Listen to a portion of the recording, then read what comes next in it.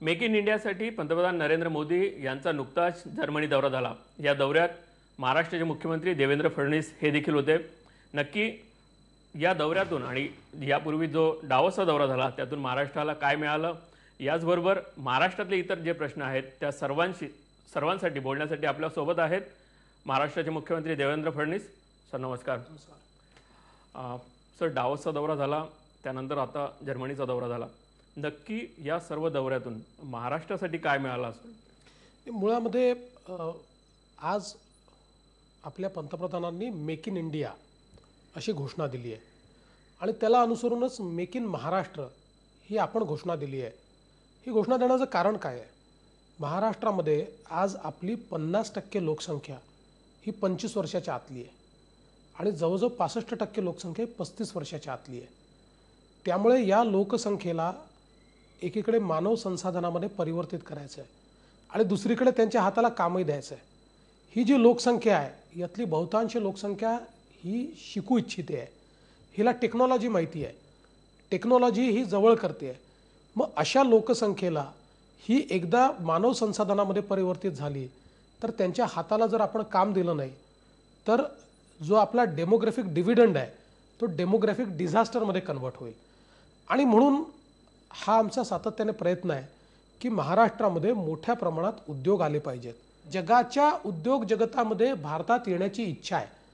आता ही इच्छा तयार झाल्यानंतर राज्यांच्या मुख्यमंत्र्यांवर ही जबाबदारी आहे की आपल्या राज्यात जास्तीत जास्त लोक आले पाहिजे, कारण हे भारतात तर येणार आहेत। जो मुख्यमंत्री त्यांना आपल्या राज्यात आकृष्ट करेल त्या राज्यामध्ये ते येतील। आणि म्हणून तुम्ही बघितलं की डावोसमध्ये आम्ही गेलो, अनेक त्या ठिकाणी लोकांची बायलॅटरल मीटिंग झाल्या आमच्या। आज ती लोक येताना दिसत आहेत, जीनी आपलं एक्सपान्शन तिथे प्रॉमिस केल्याप्रमाणे केलं। आज कॉग्निझंट असेल, वेगवेगळ्या ज्यांच्याशी आमचं बोलणं झालं त्यांनी कामं सुरू केलेली आहेत। काही ठिकाणी इन्फ्रास्ट्रक्चरच्या अजूनही बऱ्याच कमतरता आहेत, या कमतरता कशा पूर्ण होतील? कारण समजा जर या ज्या मोठ्या कंपन्या असतील त्या पुणे, मुंबई, नाशिक या पट्ट्यात गुंतवणुकीची इच्छा व्यक्त करतील, पण उर्वरित महाराष्ट्राचं काय? मुळामध्ये मी त्या ठिकाणी शोकेस करताना पुणे तर दाखवलंच, पण मी जास्त भर दिला हा DMIC औरंगाबाद आणि मिहान नागपूरवर। आणि मी त्यांना सांगितलं की या ज्या अपॉर्च्युनिटीज आहेत DMIC मधल्या आणि त्या लोकांना फार आवडल्या आहेत आणि DMIC पाहायला देखील लोक येणार आहेत, नागपूरमध्ये देखील लोक येणार आहेत। आणि आमचा प्रयत्न असा आहे की हे जे इन्व्हेस्टमेंट आहे ते वेगवेगळ्या सेक्टरमध्ये यावं, सगळं इन्व्हेस्टमेंट पुण्यामध्ये येऊन चालणार नाही। आणि तसाच प्रयत्न आम्ही करतो आणि लोक त्याच्यात उत्साह दाखवत आहेत। महाराष्ट्रात काही उद्योग येऊ घातले आहेत, उदाहरणार्थ कोकणातला अणुप्रकल्प असेल, तिथे तुमचा जो सहयोगी पक्ष आहे त्याचा विरोध चालला आहे। या ठिकाणी मेट्रोचं कारशेड, विशेषतः मेट्रोसारखा प्रकल्प या ठिकाणी येतोय, त्याला विरोध होतो आहे। अशा पद्धतीनं हे चित्र विदेशी गुंतवणूकदारांना कुठेतरी निराशा समोर आणतं। बघा, शेवटी विकासाच्या वाटचालीमध्ये विरोध हा होतच असतो आणि मला असं वाटतं की लोकशाहीमध्ये विरोधाचा सामना करण्याची मानसिकता असली पाहिजे। प्रश्न एवढाच आहे की विदेशी लोक काय पाहतात, सरकारची पॉलिसी किती कन्सिस्टंट आहे, आणि ती कन्सिस्टन्सी जर पॉलिसीची दिसली तर विदेशी लोक निश्चितपणे येतात। आता मेट्रोत प्रश्न आहेत का, तर आहेत, पण ते सोडवता येऊ शकतात। सोडवले आम्ही, कारशेडच्या संदर्भात समिती तयार केली आहे, अन्यत्र कुठे करता येईल आमचा प्रयत्न चालला आहे। 700 घरं जे जात होते त्यांना आम्ही मोठं अकोमोडेशन त्याच ठिकाणी देतो। आता एवढं सगळं केल्यानंतर देखील काही लोक विरोधाकरता देखील विरोध करतील। पण शिवसेना विरोधाला विरोध नाही, करते। शिवसेनेचे प्रश्न ते प्रश्न शिवसेनेचे नव्हते, ते आमचे माझ्या पक्षाचं डेप्युटेशन माझ्याकडे आलं की हे कारशेड इथे होऊ नये, केवळ शिवसेनेचं नाही। त्यामुळे हा विरोधाकरता विरोध शिवसेनेचा नाही आहे, याच्यामध्ये काही ना काही मेरिट आहे, हे लक्षात घ्या। पण तिथं थेट शिवसेना म्हणते की पंतप्रधानांनी हे स्वाक्षरी करायला नको होती। पंतप्रधानांनी राजधर्माचं पालन केलं आहे। सरकारने जुन्या एक करारनामा करून एका स्टेजला जैतापूरचा प्रकल्प आणलेला आहे, तिथनं परत नाही जाता येत। आणि तिथनं जर परत जाण्याचा प्रयत्न तुम्ही केला तर ग्लोबल कम्युनिटी तुमच्याकडे येणारच नाही। आणि त्यामुळे मला असं वाटतं की ठीक आहे, शिवसेनेची एक भूमिका आहे, ती भूमिका ते मांडतायत। भाजपची भूमिका आहे की वेगवेगळ्या पर्यायांसोबत अणुऊर्जेचा पर्याय हा देखील महत्त्वाचा आहे, कारण फॉसिल फ्युएल्सचा उपयोग त्यात करावा लागत नाही आणि त्यामुळे तोही एक महत्त्वाचा आहे। तोच आहे असं आमचं मत नाही, पण तोही एक महत्त्वाचा आहे। आणि शेवटी सरकार बदललं तरी देशाच्या सगळ्या नीती जर आपण बदलायला लागलो तर इन्व्हेस्टर कॉन्फिडन्स येणार कुठनं? मला असं वाटतं की श्री नरेंद्र मोदी जे आपले पंतप्रधान आहेत हे प्रचंड मोठे देशभक्त आहेत. त्यामुळे ते जे निर्णय घेतात तो सत्सद विवेक बुद्धीने घेतात, देशाच्या हिताकरता घेतात, देशभक्तीने घेतात. त्यांच्या निर्णयावर आपण विश्वास ठेवला पाहिजे. एकीकडे मोठ्या प्रमाणात गारपीट होते आहे, अर्ध राज्य दुष्काळात आहे, शेतकऱ्यांच्या आत्महत्यांच्या प्रमाणात वाढ होते आहे. असं असताना शेतकऱ्यांसाठी नक्की काय? आपण उद्योजकांसाठी प्रयत्न होत आहेत, शेतकऱ्यांसाठी नक्की काय? शेतकऱ्यांसाठी तर अनेक गोष्टी आपण करतोच आहोत, पण शेतीचा आणि उद्योगाचा संबंध आहे. आणि तो संबंध असा आहे की एकीकडे आपण ॲग्रो प्रोसेसिंग याला त्या ठिकाणी बळ देण्याचा प्रयत्न करतो आहोत. उदाहरणादाखल 15 वर्षापूर्वी अमरावतीमध्ये केमिकल झोन MIDC तयार केली. एक इंडस्ट्री देखील आली नाही. त्या ठिकाणी कापूस होतो. आज आपण तिथे टेक्स्टाईल झोन तयार करतो आहोत. एका फॅक्टरीचं उद्घाटन आता पुढच्या महिन्यात मी करतो आहोत. 8 टेक्स्टाईल इंडस्ट्रीज त्या ठिकाणी येतात. आता आम्ही सोयाबीन प्रोसेसिंगच्या संदर्भात काही करारनामे करतो आहोत की ज्यातनं त्या कंपन्या थेट सोयाबीन शेतकऱ्याकडनं विकत घेतील आणि त्याचं प्रोसेसिंग करतील.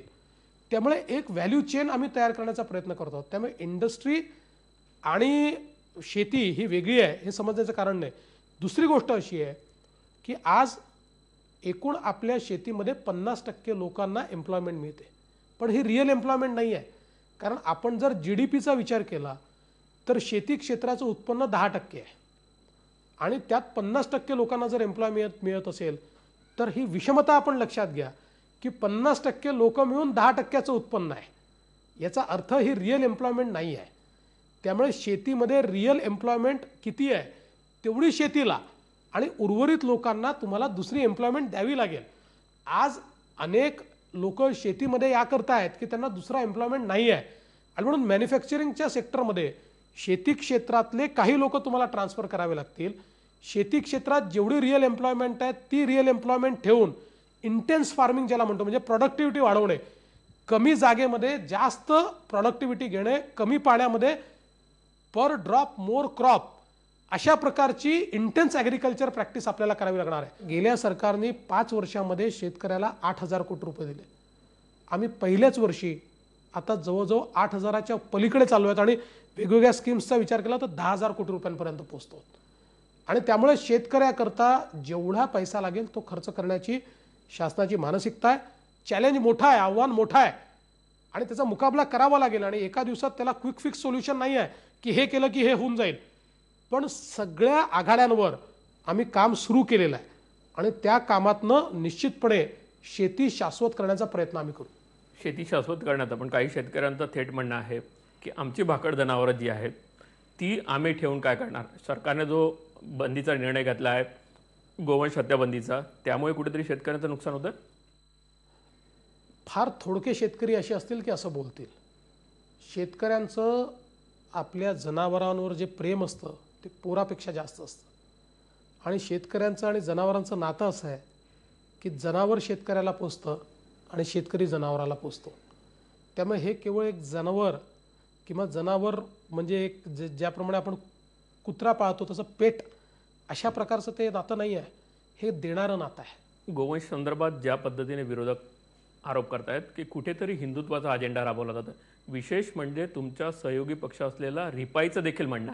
ज्यांनी संविधान वाचलं असेल ते असं कधीच म्हणणार नाही. कारण गोहत्या बंदी हे संविधानाच्या डायरेक्टिव्ह प्रिन्सिपल्समध्ये आहे. गोहत्या बंदीला आहे पण गोवंश हत्या गोहत्या बंदी हे डायरेक्टिव्ह प्रिन्सिपल्समध्ये आहे. आणि गोवंश हत्याबंदी का? कारण गोहत्याबंदी ज्या ज्या ठिकाणी झाली त्या ठिकाणी गायीच कापल्या गेल्या. तुम्ही गायींना वाचवू शकत नाही. कितीही लॉ एजन्सीजनी एन्फोर्समेंट केलं तरी रोज भांडणं होतात, बैलाय सांगितलं जातं आणि गायी कापल्या जातात.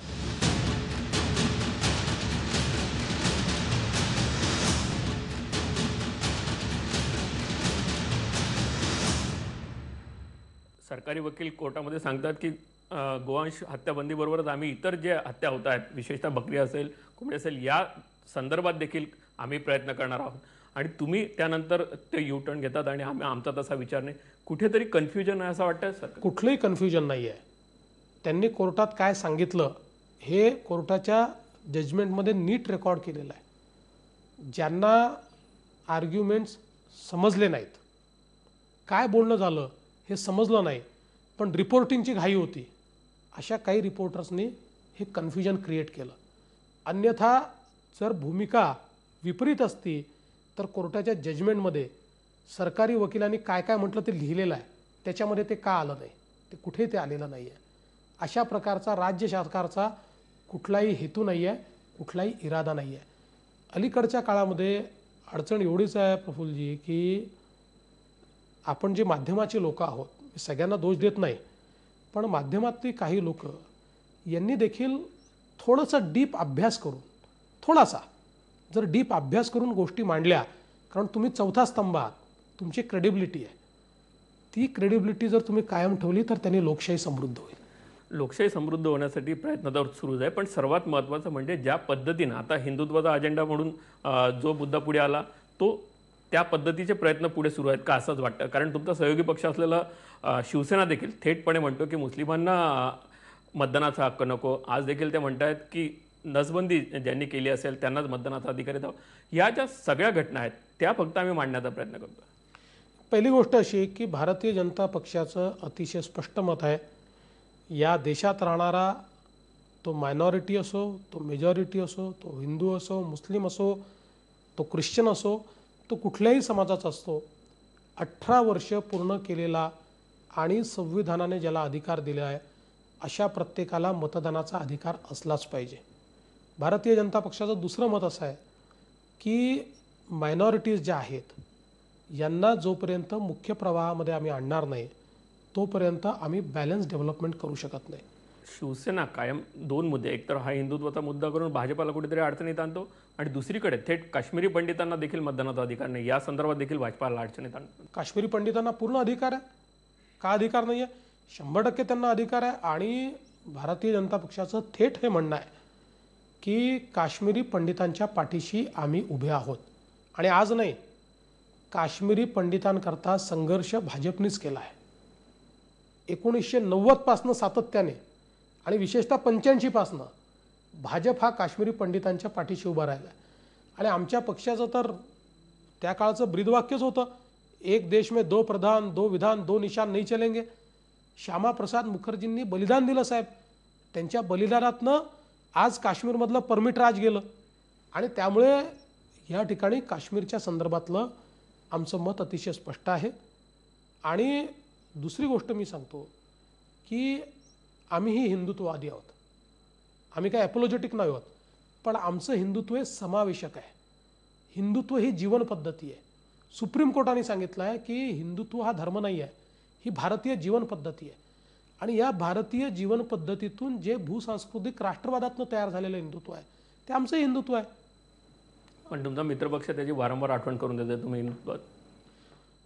कोण काय आठवण करून देतो त्याच्याबद्दल मला बोलायचं नाही, पण आमच्या विचारामध्ये हिंदुत्व आहे, आमच्या विचारात सहिष्णुता आहे आणि आमच्या विचारामध्ये भारतीय संस्कृतीची अत्युच्च मूल्य ही आमच्या विचारांमध्ये आहे. त्यामुळे मला असं वाटतं की कोणी आठवण करून द्यायची किंवा नाही द्यायची हा त्याचा प्रश्न आहे, आम्हाला आवश्यकता नाही.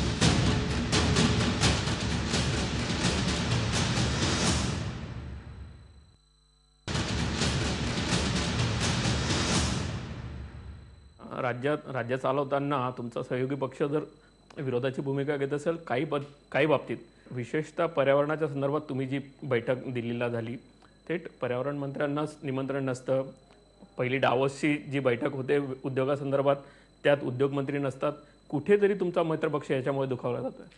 एक तर असं आहे की आमचं कोऑर्डिनेशन चांगलं आहे, आम्ही एकत्रित सरकार चालवतो, सरकारमध्ये कुठलेही प्रश्न नाही आहेत. डावोसमध्ये जे मला निमंत्रण होतं ते गव्हर्नमेंट ऑफ इंडियाच्या डेलिगेशनचा डेलिगेट म्हणून होतं. आणि त्यामुळे तिथे उद्योगमंत्री जर आले असते तर त्यांना आत प्रवेश मिळाला नसता, कारण तिथे फक्त डेलिगेट्सला प्रवेश होता आणि महाराष्ट्राला निमंत्रण नव्हतं. गव्हर्नमेंट ऑफ इंडियाच्या डेलिगेशनमध्ये महाराष्ट्राचा मुख्यमंत्री म्हणून महाराष्ट्राचं रिप्रेझेंटेशन देशाकरता मी करत होतो आणि म्हणून त्या ठिकाणी ते आले नाहीत. परवा जर्मनीला मी गेलो तर ते माझ्यासोबत होते. मी परत आल्यानंतर देखील 2 दिवस थांबून त्यांनी स्टुटगार्टला अतिशय चांगलं देसाई साहेबांनी त्या ठिकाणी इन्व्हेस्टर्सची कॉन्फरन्स केली, लोकांना इन्व्हाइट केलं, खूप चांगलं काम त्यांनी त्या ठिकाणी केलं. दिल्लीचा एन्व्हायरमेंटच्या संदर्भातला जो विषय आहे मी त्याची माहिती घेतली. आणि त्या माहितीमध्ये ते निमंत्रण जे आहे ते पोचलेलं आहे, पण काहीतरी त्याच्यामध्ये कन्फ्युजन मला दिसतं आहे की त्यांच्या ऑफिसचं आणि जे निमंत्रण गेलं त्याचं काहीतरी कॉर्डिनेशन नाही, असं माझं मत आहे. पण या छोट्या छोट्या गोष्टी आहेत, या गोष्टींनी काही आमचं सरकार काही बाबा आता खूप विरोध चालला आहे आणि आंतरविरोध आहे, अतिशय चांगल्या प्रकारे. आणि मी एक गोष्ट निश्चित सांगतो, शिवसेनेच्या सगळ्या मंत्र्यांचं सगळ्या आम्हाला अतिशय चांगलं सपोर्ट मिळतो आहे आणि मी स्वतः मुख्यमंत्री म्हणून त्यांच्या खात्याच्या नीट पाठीशी उभा आहे. जसं विरोधकांचं आहे तसं काही मंत्र्यांचं देखील म्हणणं आहे की कामं होत नाही. कारण तुम्ही जेव्हा विरोधात होतात तेव्हा थेट मुख्यमंत्र्यांना आरोप करत होते, तत्कालीन मुख्यमंत्र्यांना, की फायली पुढे सरकत नाही. आता देखील या सरकारमध्ये मंत्री देखील आरोप करतात, आमदार देखील आरोप करतात की आमच्या फायली पुढे सरकत नाही. फायली अतिशय वेगाने या सरकारमध्ये पुढे जातात. आणि मला एक दिवस राज्याचे मुख्य सचिव असं म्हणाले की साहेब, मला एका गोष्टीचा आनंद आहे की फाईल गेली की 24 तासात परत येते आणि येताना त्याच्यावर चर्चा करा लिहिलेलं नसतं, निर्णय असतो. ते म्हणाले हा एक खूप सुखद बदल मी अनुभवतो आहे. आणि त्यांनी IAS अधिकाऱ्यांच्या मीटिंगमध्ये हे सांगितलं की सरकार इतक्या फास्ट काम करत आहे, प्रोएक्टिव्हली काम करत आहे, 24 तासात सरकारकडनं आपली फाईल परत येते, तर आता आपल्यालाही सरकारच्या स्पीडनी धावावं लागेल. त्यामुळे निर्णय घेणारं सरकार आहे, निर्णय घेणारं सरकार तुम्ही जरी म्हणत असला, जरी विधानसभेचं अधिवेशन जेव्हा होतं त्यावेळेस आमदारांची जेव्हा तुम्ही बैठक घेतली त्यावेळेस आमदारांनी थेट तुमच्या बैठकीतच आरोप केला होता की आमची कामं होत नाही. असं कुठल्याही आमदारांनी आरोप केला नाही, पत्र लिहिले बिलकुल नाही. असा कुठलाही आरोप नाही, असं कुठलंही पत्र नाही. या उलट आमदारांनी बैठकांमध्ये कशा प्रकारे त्यांची अनेक दिवसाची प्रलंबित कामं आपलं सरकार आल्यामुळे चुटकीसरशी निघाली याचे दाखले त्या ठिकाणी दिले. ज्या पद्धतीनं तुम्ही काही निर्णय घेतला, विशेषतः पोलिसांनी मानवंदना देऊ नये, हा एक चांगला निर्णय आहे, तुमचं खरोखर स्वागत. पण खऱ्या अर्थानं जनता तुम्हाला मानवंदना देईल असा काम या सरकारकडनं होणं अपेक्षित आहे. काय पुढे भविष्यात उपाययोजना असतील तर? मला असं वाटतं की जनतेला हे समजतं, ज्या राज्याची गाडी 15 वर्षात रुळावरनं खाली गेलेली आहे ती 5 महिन्यात परत येऊ शकत नाही. त्याला वेळ दिला पाहिजे. आमच्या प्रयत्नांमध्ये कुठेही कमतरता नाही आहे, आमच्या प्रामाणिकपणात कुठलीही कमतरता नाही आहे. आणि मला विश्वास आहे की प्रामाणिकपणे प्रयत्न केले, थोडा वेळ लागेल, पण हे राज्य अतिशय वेगानं प्रगतीकडे जाईल. प्रफुल्लजी, दर 1 वर्ष पूर्ण झाल्यानंतर ज्यावेळेस तुम्ही माझा इंटरव्ह्यू घ्याल, प्रत्येक 1 वर्षात राज्य अधिक प्रगतीकडे गेलेलं असेल. माझं हे म्हणणं नाही आहे की एका वर्षात सगळे प्रश्न संपून जातील, 5 वर्षातही सगळे प्रश्न संपतील असंही आपल्याला म्हणता येणार नाही, काही त्याही वेळेस शिल्लक राहतील. पण हा जो प्रगतीचा वेग आहे, ज्यावेळेस लोक 15 वर्षाशी कम्पेअर करतील त्यावेळेस लोक हे निश्चितपणे म्हणतील की 5 वर्षात त्यांनी जे करून दाखवलं 15 वर्षात ते करू शकलेले नाहीत. सर, आमच्याशी बोललेत त्याबद्दल धन्यवाद. थँक्यू.